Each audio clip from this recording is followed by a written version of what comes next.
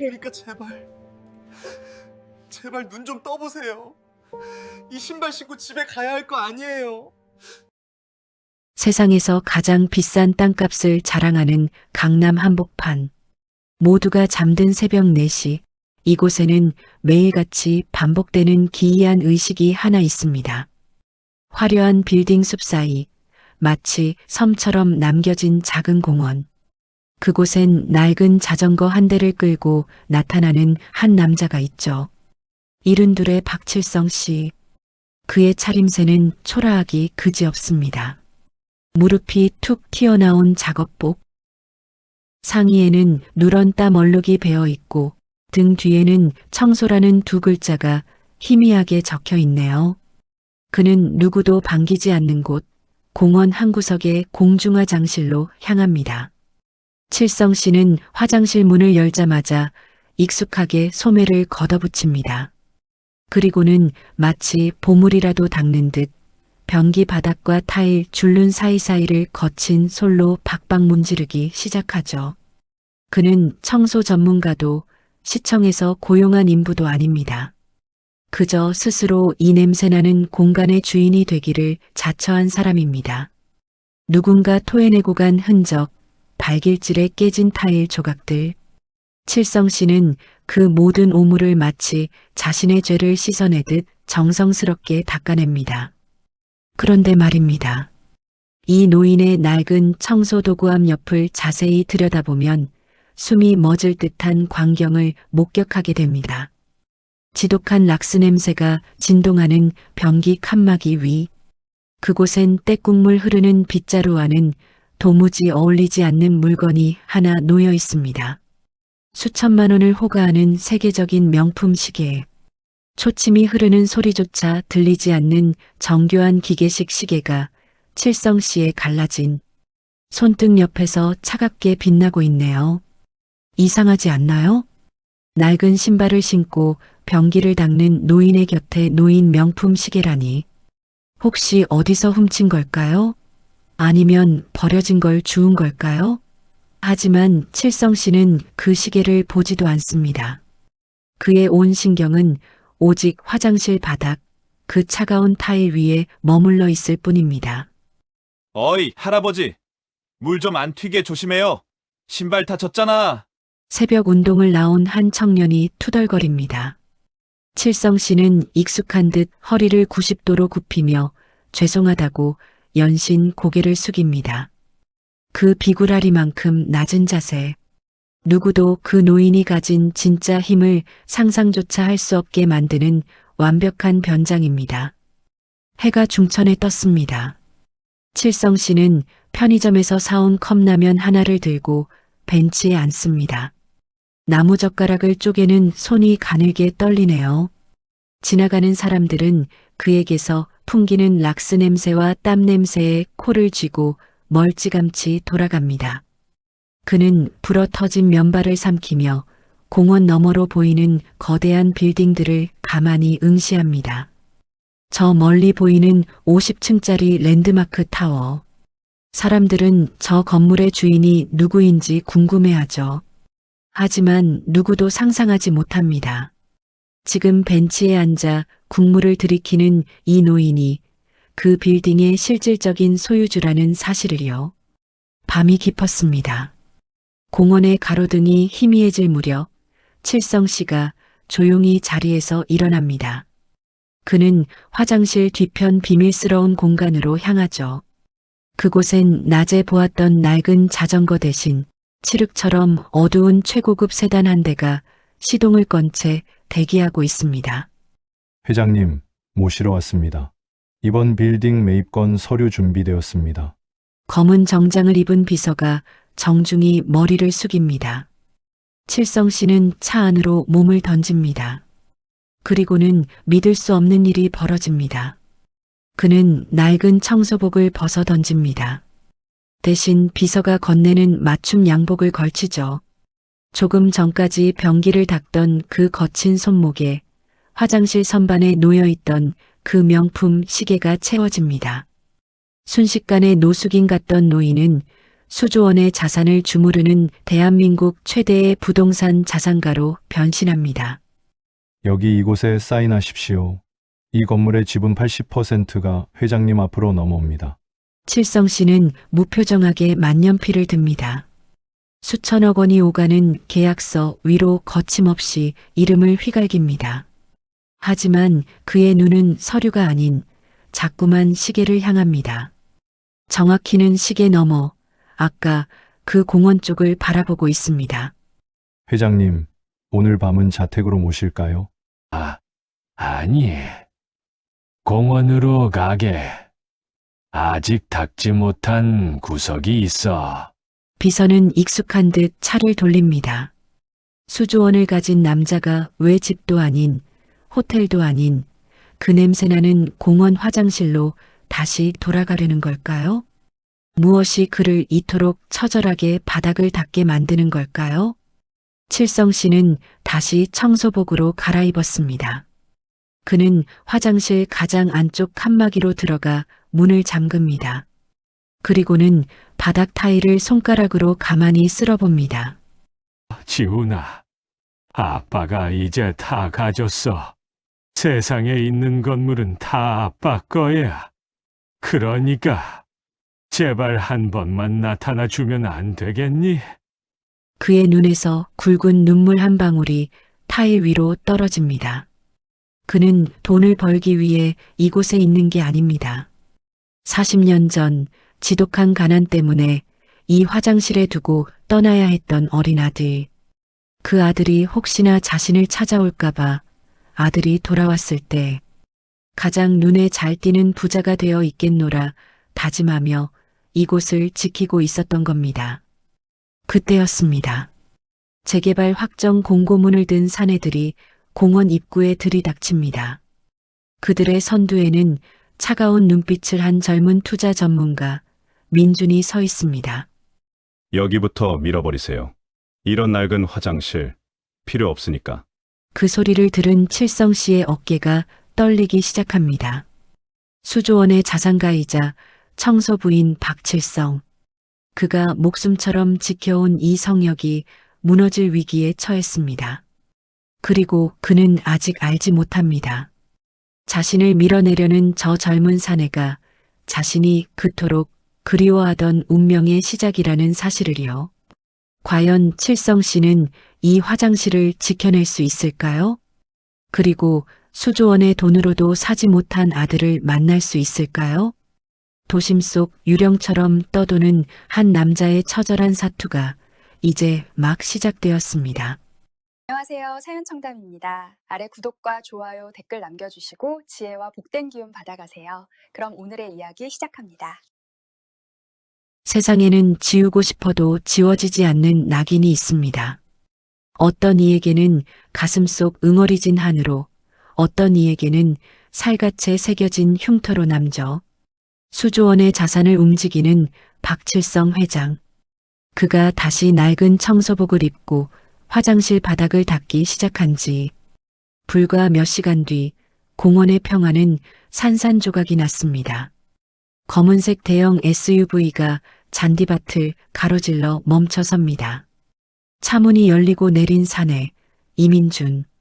날이 선 수트만큼이나 차가운 눈빛을 가진 그는 이 금싸라기 땅에 들어설 초고층 빌딩의 설계자이자 칠성의 성역을 무너뜨리러 온 집행관입니다.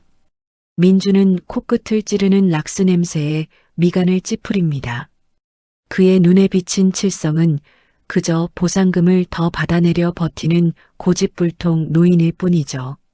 민준이 서류 가방에서 두툼한 봉투 하나를 꺼냅니다. 그리고는 그것을 칠성의 발등 위에 툭 던집니다. 이 정도면 충분하지 않습니까? 노인네 혼자 생고기 반찬 먹고 살기엔 넘치는 돈입니다. 제발 추하게 굴지 말고 내일날 밝는 대로 나가시죠. 칠성 씨는 바닥에 떨어진 돈봉투를 보지 않습니다. 그저 민준의 얼굴을 뚫어지게 바라볼 뿐입니다. 40년 전 이 화장실 앞에서 놓쳐버린 그 작은 얼굴. 세월의 풍파가 더씹혀졌지만 눈매만큼은 선명하게 기억 속에 박혀있던 그 아이의 모습이 겹쳐 보입니다. 심장이 터질 듯 요동치기 시작합니다. 그때였습니다. 민준이 짜증스럽게 시계를 확인하려 소매를 조금 걷어 올린 순간 칠성 씨의 시야에 믿기지 않는 광경이 들어옵니다. 민준의 오른쪽 손목 위로 삐져나온 붉고 일그러진 화상 자국. 그것은 40년 전 지독한 가난 때문에 불을 지핀 양은 냄비가 엎질러지며 어린 아들의 팔에 새겨졌던 칠성이 평생을 속죄하며 울부짖던 그 낙인과 똑같은 모양이었습니다. 칠성 씨의 손이 덜덜 떨리기 시작합니다.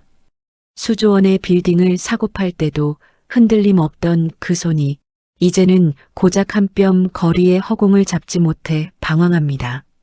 눈시울이 뜨거워지며 시야가 흐려집니다. 칠성 씨는 본능적으로 민준에게 다가갑니다. 칠성 씨가 떨리는 손을 뻗어 민준의 어깨를 만지려 합니다. 너 혹시 라는 말이 목구멍까지 차오르지만 40년의 세월이 혀를 굳게 만들었습니다. 그저 쉰 목소리만 새어나옵니다. 혹시 이 상처 이거 어디서? 민주는 칠성의 거친 손길이 닿기도 전에 몸을 획 틀어버립니다. 혐오감이 가득한 눈빛으로 칠성을 바라봅니다. 그리고는 자비 없이 칠성의 가슴팍을 거칠게 밀쳐버립니다. 어디를 만지는 거야? 더러운 손저리 치워. 낙엽처럼 바닥에 내동댕이 쳐진 칠성 씨. 하지만 아픔보다 더 큰 고통이 가슴을 후벼 팝니다. 자신이 그토록 그리워하던 아들이 자신이 그토록 치열하게 모아온 부의 칼날이 되어 자신을 사지로 몰아넣고 있습니다. 민주는 바닥에 흩어진 돈봉투를 내려다보며 차갑게 뱉습니다. 그 돈 챙겨서 당장 여기서 나가세요. 내일부턴 포클레인이 들어올 겁니다. 당신 같은 노인네 하나 때문에 수천억 사업을 멈출 순 없으니까. 민준이 차에 올라타 떠나갑니다. 칠성 씨는 흙먼지 묻은 바닥에서 일어나지 못한 채 멀어지는 차의 뒷모습을 보며 피눈물을 삼킵니다. 40년을 기다린 재회가 이런 방식일 줄은 꿈에도 몰랐습니다. 아들은 아버지를 더러운 노인이라 부르며 밀쳐냈고 아버지는 아들을 냉혈한 투자자로 마주해야 했습니다. 민준의 기억 속 아버지는 늘 땀 냄새가 배어있는 사람이었습니다. 작은 기계 부품 공장을 운영하던 아버지는 1년 365일 기름때 묻은 작업복을 벗지 못했죠. 어린 민준에게 아버지는 늘 바쁜 뒷모습으로 기억됩니다. 새벽 일찍 나가 밤늦게 들어오는 아버지의 손은 늘 거칠었고 손톱 밑엔 지워지지 않는 기름때가 끼어 있었습니다. 민준아, 아빠가 이번 달만 고생하면 우리 민준이 좋아하는 로봇 꼭 사줄게. 아버지는 늘 바빴지만 그 바쁨의 끝엔 항상 가족이 있었습니다. 하지만 몰아친 경제 위기는 성실했던 아버지의 등마저 굽게 만들었습니다. 공장은 부도가 났고 밤낮 없이 일만 하던 아버지는 한순간에 막노동을 하며 빚쟁이들에게 쫓기는 처지가 되었습니다. 그날 아버지는 유독 초조해 보였습니다. 빚쟁이들을 피해 민준을 데리고 길을 나섰던 아버지는 막노동을 나가기 위해 잠시 피할 곳을 찾았습니다. 공원 안의 작은 공중화장실 앞이었습니다. 아버지는 민준을 화장실 칸 안에 들여보내며 떨리는 목소리로 말했습니다. 민준아, 아빠가 가서 민준이 맛있는 거 사올게. 여기서 딱 100가지만 세고 있어. 100다 세면 아빠가 짠하고 나타날 거야. 알았지? 여기 가만히 놀고 있어. 아버지는 민준의 손목 시계를 확인해주고는 서둘러 밖으로 뛰어나갔습니다. 1, 2, 3.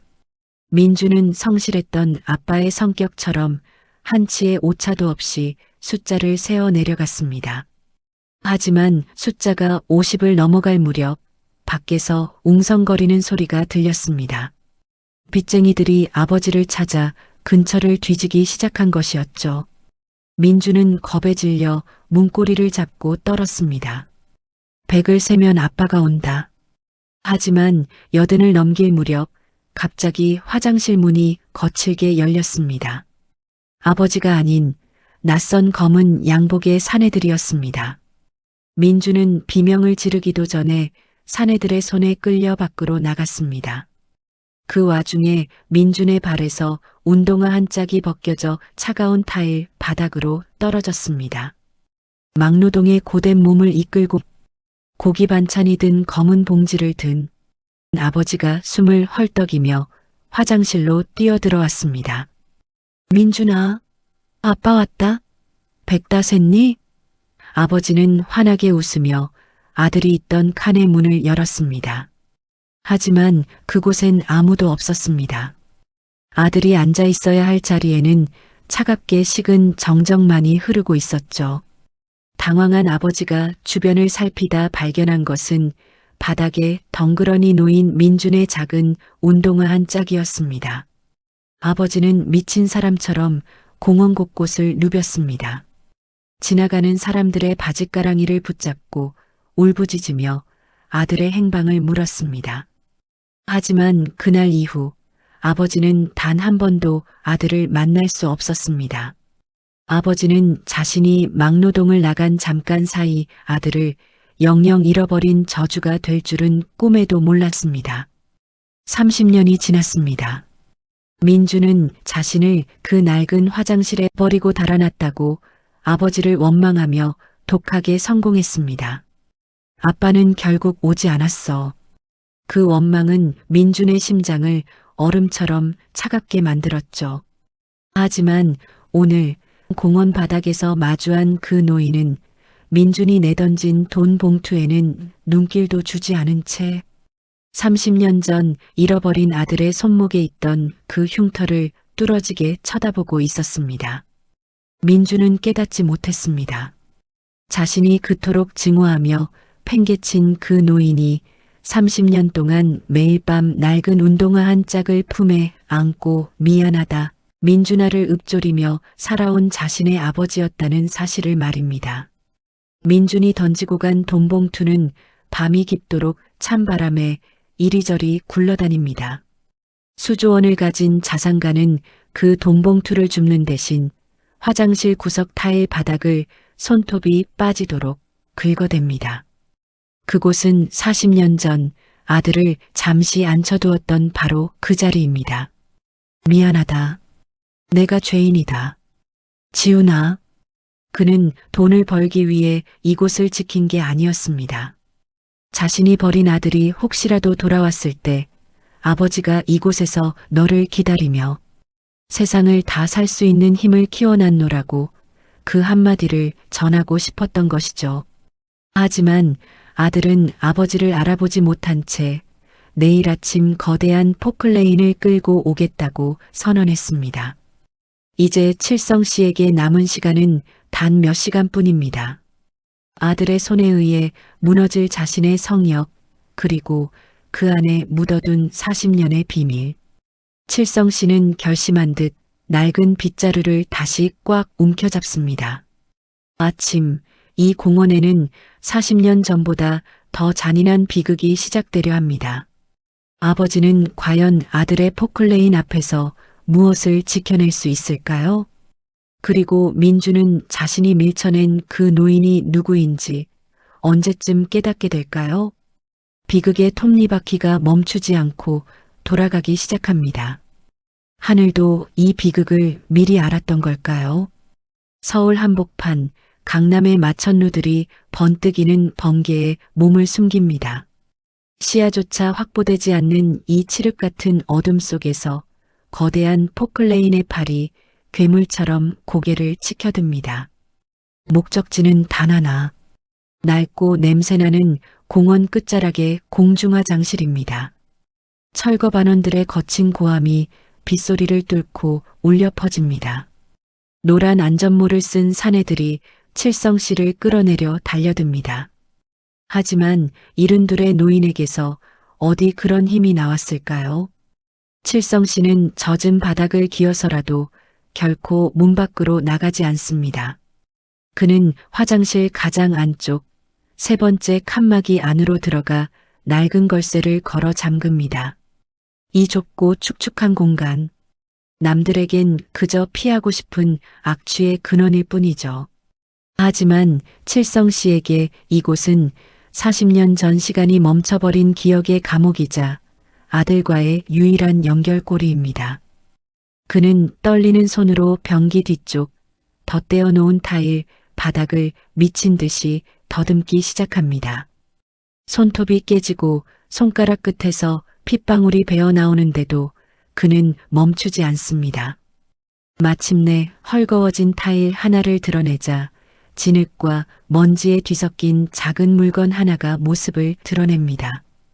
그것은 40년의 세월을 머금은 아주 작은 아이용 운동화 한 짝입니다. 칠성 씨는 그 낡은 신발을 가슴에 품고 무너져 내립니다. 철거 반장이 망치로 화장실 문을 부수기 시작합니다. 쾅, 쾅 소리가 날 때마다 칠성 씨의 심장도 갈갈이 찢깁니다. 민주는 차 안에서 창문을 조금 내린 채 이 광경을 냉소적으로 지켜보고 있습니다. 그에게 저 노인의 저항은 그저 보상금을 몇 푼 더 챙기려는 비겁한 연극일 뿐입니다. 드디어 포클레인의 집게발이 화장실 지붕을 찍어 누르기 시작합니다. 콘크리트 가루가 칠성 씨의 머리 위로 쏟아지고 천장이 무너질 듯 비명 소리를 냅니다. 비명이 터져 나올 법도 한데 칠성 씨는 그저 품 안에 그 낡은 운동화를 꼭 껴안고 바닥에 엎드립니다. 아들에게 들키지 않으려 했던 그 옛날의 가난처럼 그는 숨을 죽입니다. 지훈아, 무서워하지 마라. 아빠 여기 있다. 이번엔 안 간다. 절대로 안 가. 아빠가 미안하다. 결국 문이 부서지고 인부들이 칠성 씨를 강제로 끌어냅니다. 진흙탕에 처박힌 칠성 씨가 비틀거리며 다시 포클레인 앞을 가로막고 일어섭니다. 빗물인지 눈물인지 알 수 없는 액체가 그의 깊은 주름을 타고 홍수처럼 흐릅니다. 그는 멀리 차 안에 앉아있는 민준을 향해, 아니 무심한 세상을 향해 온 힘을 다해 울부짖습니다. 부수지 마라. 이 나쁜 놈들아. 돈이면 다냐? 내 새끼가 아직 여기 무서워하며 떨고 있단 말이다. 아빠 기다린다고 100번도 넘게 숫자를 세고 있단 말이다. 이 자식들아. 그 절규가 빗소리를 뚫고 공원 전체에 메아리칩니다. 민준의 눈동자가 아주 미세하게 하지만 분명하게 흔들립니다. 숫자 100이라는 단어. 그것은 민준의 머릿속 깊은 곳에 화인처럼 찍혀있던 차마 기억해내지 못했던 파편이었습니다. 하지만 민준은 차갑게 시선을 돌리며 창문을 올립니다. 결국 포클레인의 집게가 화장실 벽면을 완전히 무너뜨립니다. 먼지 구름과 빗줄기 속에서 칠성 씨는 정신을 잃고 쓰러집니다. 그의 손에서 힘없이 떨어진 낡은 운동화 한 짝이 빗물에 씻겨 민준의 자동차 바퀴 근처까지 굴러갑니다. 민준은 차에서 내려 무심코 그 운동화를 내려다봅니다. 40년을 땅 밑에 묻혀있던 진실이 비로소 세상 밖으로 고개를 내미는 순간입니다. 과연 이 낡은 신발 한 짝이 민준의 얼어붙은 심장을 녹일 수 있을까요? 칠성 씨가 목숨 걸고 지키려 했던 것은 그저 낡은 건물이 아니라 차마 전하지 못한 아버지의 용서였다는 사실을 민준은 언제쯤 깨닫게 될까요? 칠성 씨의 의식이 멀어지는 가운데 빗소리는 더욱 거세져만 갑니다. 서울의 밤은 깊어가고 부서진 잔에 위로 차가운 빗물만이 고여갑니다. 세상에서 가장 무거운 침묵이 흐르는 곳, 바로 중환자실의 차가운 공기 속입니다. 수조원의 자산을 움직이던 거물도 평생 락스 냄새 풍기며 바닥을 닦던 노인도 산소 마스크에 의지한 채 가쁜 숨을 몰아쉬는 연약한 인간일 뿐이죠. 박칠성 씨는 지금 생애의 마지막 고개를 아슬아슬하게 넘고 있습니다. 병실 밖 복도에는 민준이 서 있습니다. 그의 구두 끝에는 아까 빗물에 씻겨 내려온 낡은 운동화 한 짝이 놓여 있죠. 민준은 그 신발을 혐오스럽다는 듯 바라보면서도 차마 발로 밀어내지 못합니다. 가슴 한구석에서 정체 모를 통증이 파도처럼 밀려오기 때문입니다. 이때 평생 공원 매점을 지키며 칠성의 곁을 지켰던 순례 씨가 민준에게 다가옵니다. 그녀의 눈은 이미 퉁퉁 부어 있습니다. 그녀는 떨리는 손으로 민준의 소매를 붙잡고 40년간 봉인되었던 비밀의 괴짝을 열기 시작합니다. 이봐요, 이 나쁜 양반아. 당신이 밀쳐낸 그 사람이 누군지나 알아? 당신이 그토록 증오하던 그 화장실 바닥이 사실은 당신을 기다리던 방석이었다고. 순례 씨의 입술을 통해 흘러나온 이야기는 잔인할 만큼 슬펐습니다. 칠성 씨가 왜 그 화려한 저택을 두고 화장실에서 잠을 청했는지, 왜 미친 사람처럼 돈에 집착하며 수조원의 자산가가 되었는지 말이죠. 그는 결코 돈이 좋아서 모은 게 아니었습니다. 가난 때문에 아들을 놓쳤다는 죄책감. 아들이 다시 돌아왔을 때 다시는 배를 골지 않게 하겠다고 지우나 아빠가 이제 세상을 다 가졌으니 아무 걱정 말라는 그 한마디를 해주기 위해 스스로를 채찍질하며 악착같이 모은 돈이었습니다. 그는 매일 새벽 화장실을 닦았습니다. 혹시라도 아들이 다시 그곳을 찾아왔을 때 화장실이 너무 더럽고 무서워서 아들이 그냥 가버릴까봐. 아들의 발이 닿을 바닥을 세상에서 가장 깨끗한 곳으로 만들어두고 싶었던 겁니다.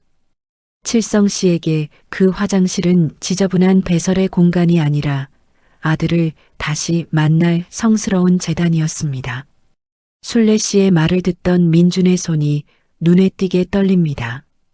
그는 홀린 듯 병실 문을 열고 안으로 들어섭니다. 코끝을 찌르는 병원 특유의 소독약 냄새 위로 희미한 락스 향이 섞여납니다.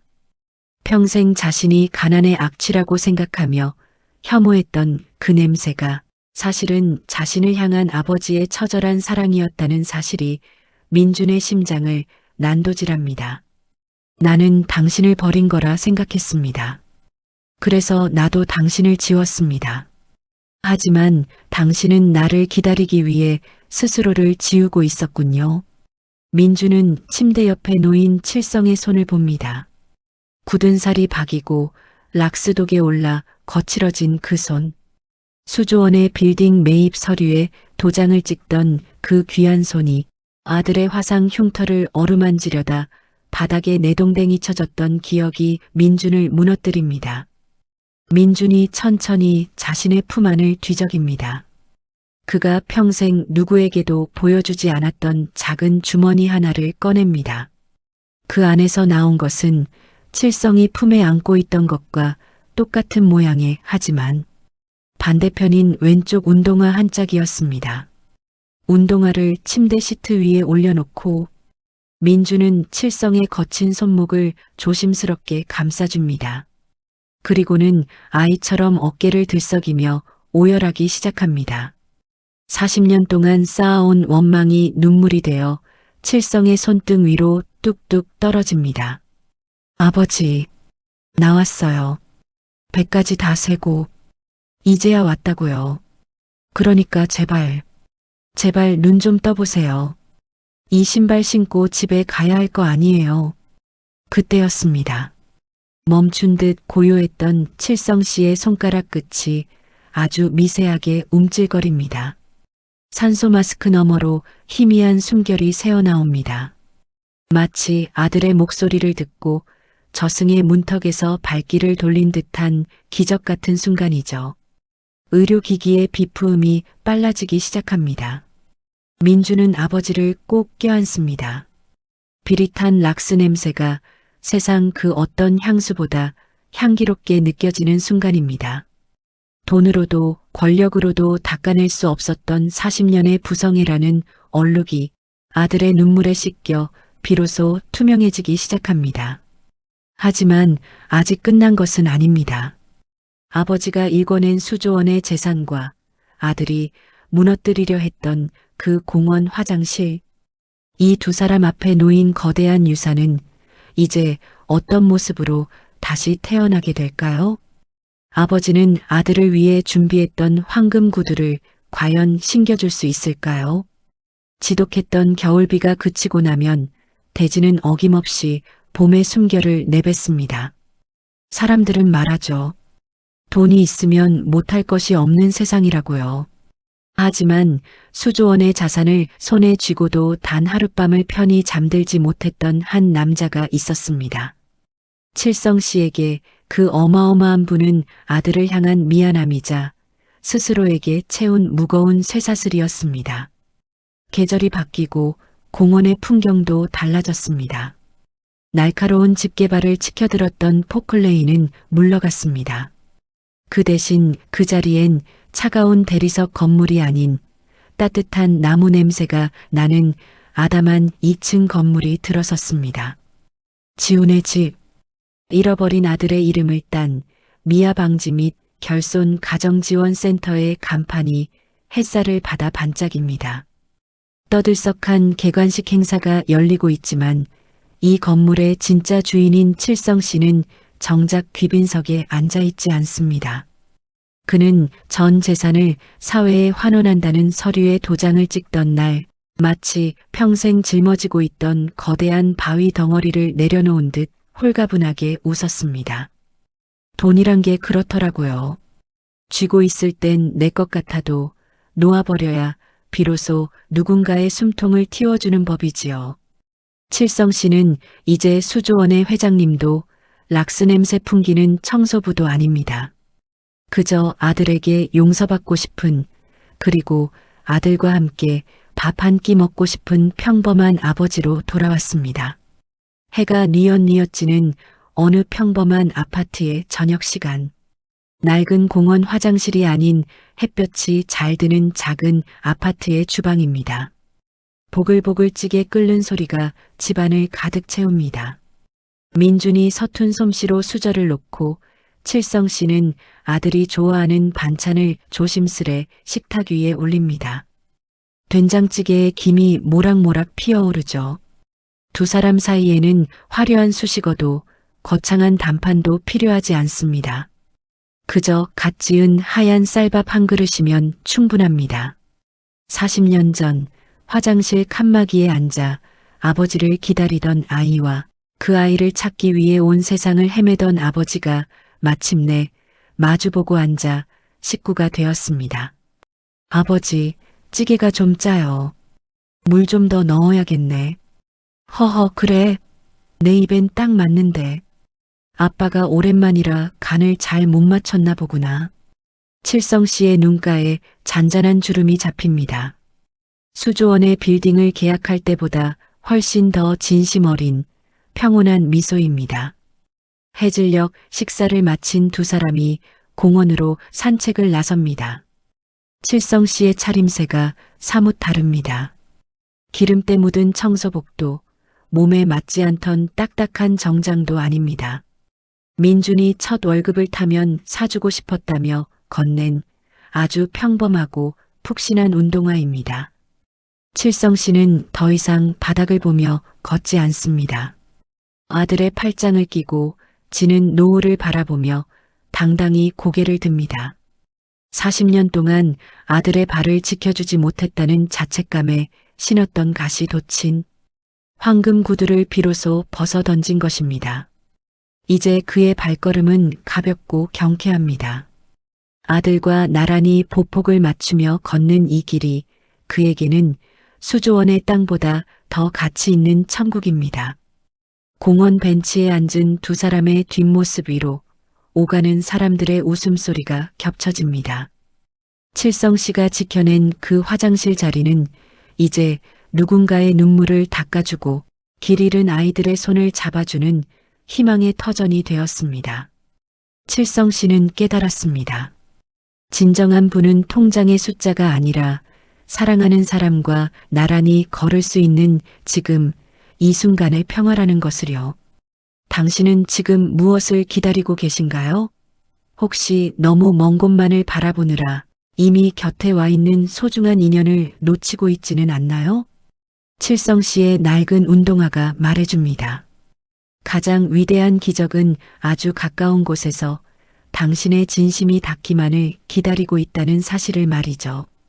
당신이 기다리는 사람도 이미 당신 곁에 와 있을지 모릅니다. 비로소 박칠성 씨의 봄이 완연히 깊어갑니다.